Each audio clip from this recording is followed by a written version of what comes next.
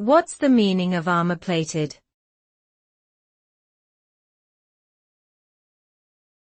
Armor-plated.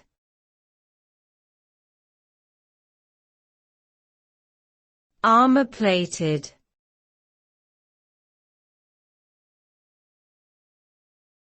Armor-plated.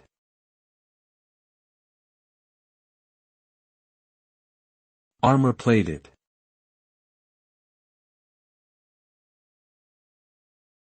Armor-plated refers to something that is heavily protected or fortified, typically with armor, or armor, in British English. This term is often used to describe vehicles or structures that are designed to withstand extreme conditions or attacks, such as military tanks or bunkers. The result of something being armor-plated is increased durability and protection against external threats. The armor can either be made of metal, composite materials, or even bulletproof glass. Overall, being armor-plated means having a high level of resistance and being extremely difficult to penetrate or damage.